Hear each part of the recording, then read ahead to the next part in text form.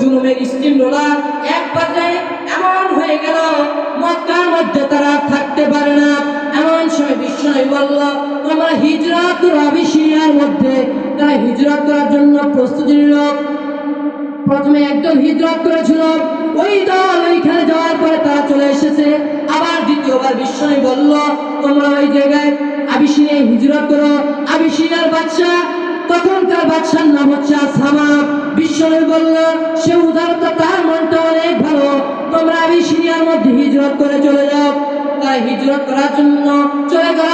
তারা সমুদ্রের কূলে গিয়ে জাহাজের মধ্যে উঠে চলে গেল মাঝ রাস্তায়। এমন সময় মক্কার কাফিররা টের পেয়ে গেল। মক্কার কাফিররা বলে, মুহাম্মাদের লোকেরা যদি এই মক্কা থেকে আবিসিনিয়ায় যায়, ওই জায়গায় গিয়ে তো ইমানদাররা বসে থাকে না। আপনারা বলেন তো, ইমানদাররা যখন ইমান আনে, ইমানদাররা কি বসে থাকতে পারে? ইমানদাররা বসে থাকতে পারে না। তারা যেই জায়গার মধ্যে যায়, ওই জায়গার মধ্যে কালিমার দাওয়াত পৌঁছায়। ইউসুফ আলাইহিস সালামকে জেলখানার মধ্যে দিল। জেলখানার ভিতরে আপনারা বলেন তো, খারাপ মানুষদেরকে ইমানদার বানিয়েছেন কিনা? আমার মুসলমান ভাইরা, মুসলমান আবিসিনিয়ার পথে চলে গেল। মক্কার মধ্যে মিটিং হয়ে গেল, তাদেরকে ফেরত আনতে হবে। ফেরত আনার জন্য তারা চলে গেল আবিসিনিয়ার মধ্যে। মুসলমানরা ওই জায়গায় গিয়ে থাকা শুরু করলো। আবিসিনিয়ার মধ্যে তারা গেল। আবিসিনিয়া যাওয়ার পরে বাদশাহ আসহামার কাছে দরবারে উপস্থিত হলো। বাদশাহ আসহামাকে বলল, ও আবিসিনিয়ার বাদশাহ নাজ্জাশী, এই লোকেরা মক্কা থেকে পালিয়ে আপনার এখানে এসেছে, এদেরকে ফেরত দেন। কেন ফেরত দেব? আসহামা প্রশ্ন করলো। মক্কার লোকেরা বলে, এই লোকেরা ধর্ম থেকে বিচ্ছিত হয়ে গেছে। শুধু তাই নয়, পরিবারে দ্বন্দ্ব লাগাই দিছে। ওই জায়গার মধ্যে হাঙ্গামা করছে, মারামারি করছে, অন্যায় করেছে, জুলুম করেছে। মুসলমানদের উপর তারা মিথ্যা ট্যাগ দিল।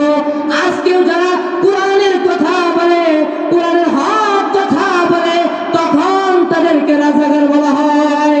আমার মুসলমান ভাইরা, এই ট্যাগ নতুন করে নয়, এই ট্যাগ কিয়ামত পর্যন্ত থাকবে। বিশ্ব নবীর জামানায়ও ছিল।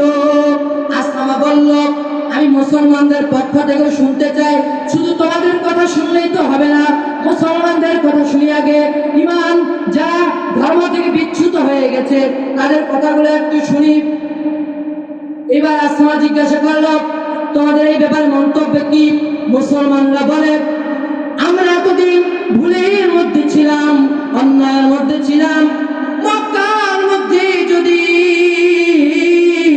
কোন মেয়ে জন্মাতো, ওই মেয়েকে মাটির মধ্যে পুঁতে ফেলা হতো। ওইখানে অন্যায় ছিল, জুলুম ছিল, নির্যাতন ছিল।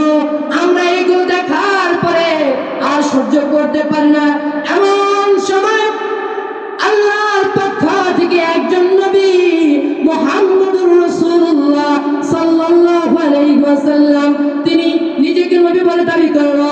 আমরা তার কথাগুলো শুনলাম এবং বুঝলাম, চিন্তা করে দেখলাম, আসলে তো তার কথাগুলো অনেক ভালো। আমরা সেদিন থেকে তার অনুসারী হয়ে গেলাম, এক আল্লাহর অনুসারী হয়ে গেলাম। আর বাদশাহ নাজ্জাশী বলল, আমি এই মুসলমানদের থেকে তোমাদেরকে ফেরত দেব না। তারা এইবার চলে আসলো। আসার পরে আসমার দরবার থেকে চলে আসলো। আসার পরে তার চুপ করে রইল না। তারা এইবার চিন্তা করলো, এদের যেভাবে হোক এখান থেকে নিয়ে যেতে হবে, নাহলে এরা এই জায়গার মধ্যে ইসলাম প্রতিষ্ঠিত করবে। আমার মুসলমান ভাইয়েরা, এইবার তারা একটা বুদ্ধি বের করলো। বুদ্ধি কি? তার বুদ্ধি বের করলো, এই মুসলমানরা তো তারা বলে ঈসা আলাইহিস সালাম আল্লাহর নবী, আর খ্রিস্টান যারা তারা তো মনে করে ঈসা আলাইহিস সালাম আল্লাহর সন্তান। বলেন নাউযুবিল্লাহ। আমার মুসলমান ভাইয়েরা, এইবার মুসলমানরা আবার নাজ্জাশীর দরবারে গেল। নাজ্জাশীকে বলল, ও বাদশাহ নাজ্জাশী, আসহামা, আমাদের আরেকটা কথা আছে। কথা কি? তারা বলল, আপনি যে খ্রিস্টান ধর্মের লোক, আর এই মুসলমানরা তো ঈসা আলাইহিস সালাম সম্পর্কে অন্য ধারণা পোষণ করে। তারা মনে করে ঈসা আলাইহিস সালাম আল্লাহর পক্ষ থেকে একজন নবী, এ ব্যতীত আর কিছুই নয়। আসামা বলে কথা কি তাই? তাহলে তো মুসলমানদের কাছ থেকে শুনতে হয়। তারা আসামা বলল আবার মুসলমানদেরকে আমার এখানে ডাকা হোক। মুসলমানদেরকে আবার যখন আসহাবের দরবারে ডাকা হলো, মুসলমানরা মিটিং করলো, পরামর্শ করলো আসামার সামনে কে কথা বলবে। মুসলমানরা বলল আমাদের পক্ষ থেকে জাফর ইবনে আবু তালিব সে কথা বলবে, সে আমাদের পক্ষ থেকে। আমি সে গেল আসামার সাথে এখানে তর্ক শুরু হয়ে গেল, কথা শুরু হয়ে গেল।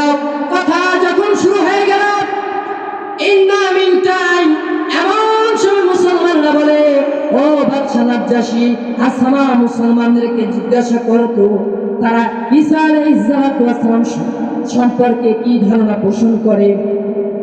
বাদশা নাজ্জাশী মুসলমানদেরকে যখন বলল, মুসলমানরা চিন্তা করল আমাদের নবী মুহাম্মদুর রাসূলুল্লাহ সাল্লাল্লাহু আলাইহি ওয়াসাল্লাম আমাদেরকে তো মিথ্যা বলা শিখান নাই, মিথ্যা তো তালিম দেন নাই। যা বলবো সত্য বলবো, এর বিনিময়ে যা হয় হোক, জীবন দিতে হলে জীবন দেব। আসামার সামনে এবার জাফর ইবনে আবু তালিব কথা বলার জন্য চলে গেল।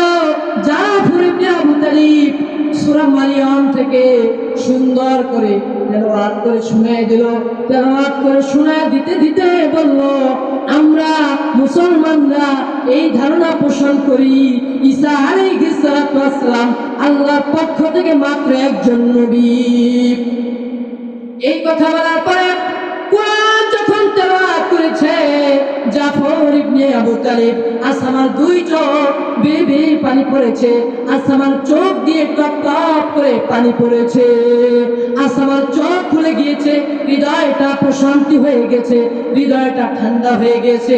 আসামা এইবার চেয়ার থেকে দাঁড়িয়ে বলে, ও আমার দেশের লোকেরা তোমরা শোনো, এই মুসলমানরা যে ধারণা পোষণ করে এটাই সঠিক। ঈসা আলাইহিস সালাম আল্লাহর পক্ষ থেকে একজন নবী ব্যতীত আর অন্য কোনো কিছু হতে পারে না।